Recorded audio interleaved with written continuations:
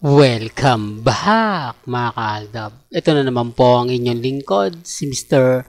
Destiny. At magbibigay po tayo ng pinakamainit na update po ngayon sa social media. Storytelling naman po tayo ngayong weekend. Marami pong mga komento, maraming mga sigalot, maraming issue. Pero ang patunay lang po, Aldab pa rin po ang malakas. Nag-guess nga po si Rhea at Aide pero wala naman daw pong ganap.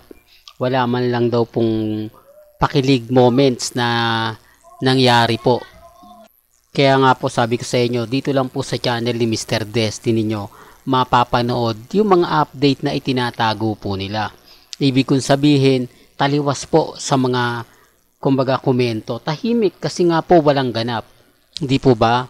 Hindi nga po pinagpiestahan ng TBJ si Rhea at Aide. Di wala nga pong pangaasar, kilig moment na talagang kailan ba magkakaanak yan, bakit hindi pa kayo magkaanak, etc. etc. Di po ba? Yan ang isa sinasabi ko mga kaaldab na mahirap po talagang ipaliwanag. Di po ba? Bakit hindi nga po nila ginagawa yan? Kasi nga po wala talagang ganap. Di po ba? Real talk mga kaaldab. Ako ito, kampante tayo. Sa mga nagtatanong, ito po yung photos ng private wedding nila Henyo Master Joey De Leon at ng kanyang asawa. Kitang-kita nyo naman po rito na partner-partner po. Di po ba? Ano kayang ginagawa rito ni Alden Richards? Di po ba? At ni Maine Polkerson. Dito pa lang alam nyo na may mali. Di po ba? Dito pa lang alam nyo na may itinatago na o may ibig sabihin na. Pero gaya ng sinabi ko, wala pong pilitan. Di po ba? Pero dito tayo sa pep.ph official po ito Ito, hindi ko alam kung ano nga po ba yung naging motibo ng pep dito ng pinost ito.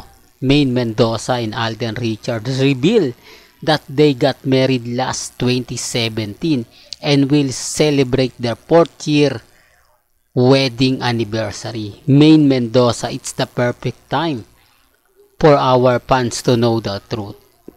Di po ba? Dito pa lang panalong-panalo na tayo Dito pa lang, di po ba, i-demand. Dapat i-demand itong pep.ph, di po ba? Dapat isama na to kasi isa rin po ito sa paasa daw Di po ba? Kaya daw po ginawa para nga daw po pagpiestahan, para nga daw po matuldukan. Di po ba? Kaya nga sabi ko sa inyo, ako kampante lang. Ako matatag lang.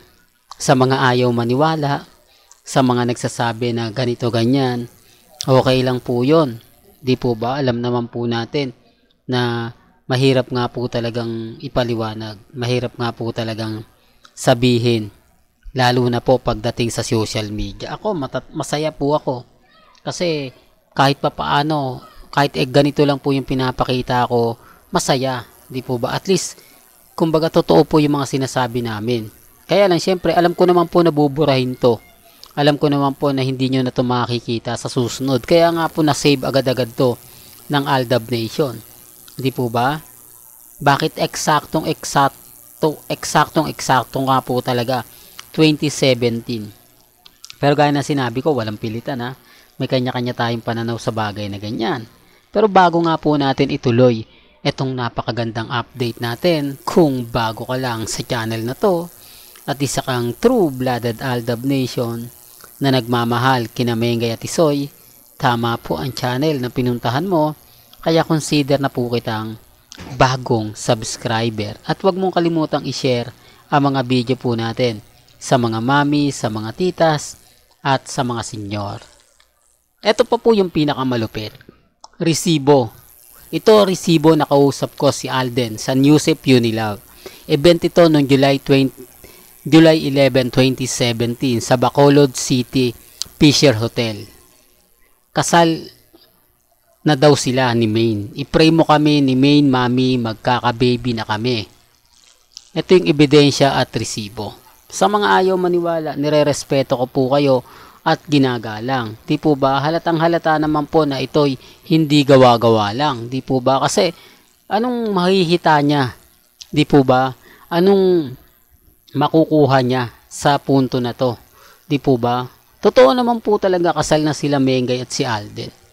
Ito, at magkaka-baby na nga po sila.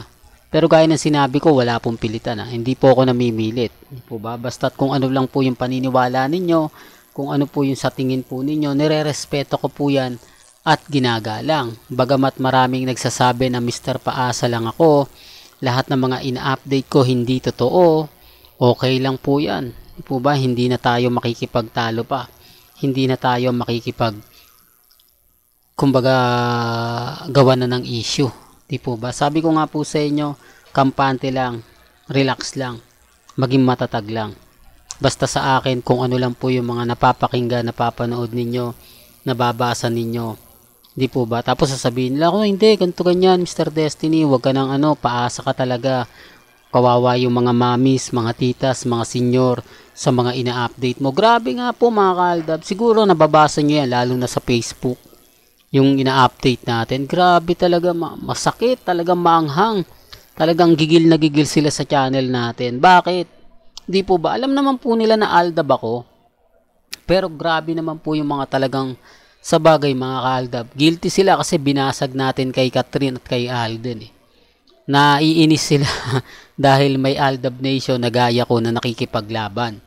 Naiinis sila dahil hanggang ngayon hindi nila makuha yung gusto nila sa akin. Kahit sabihin na nila, "Nako, Mr. Destiny, mag-iba ka na ng content para dumami viewers mo. Mag-iba ka na ng content para dumami mga followers mo." Hindi ganyan. Ang konti-konti, talo ka pa ng iba. Kita nyo yung iba, bumaliktad na. Napakarami nilang viewers, napakarami nilang subscriber, talagang bumabaha ng kumbaga viewers sa kanila. Well, hindi naman po ako tulad nila. Di po ba? Kasi ako, gaya nga po ng sinabi ko mga kaaldab, nagsimula tayo ng 2015. Di po ba? Kumbaga hindi tayo magkakilala, hindi tayo magkakamag-anak, magkakaibigan, pero nagkakaisa po tayo.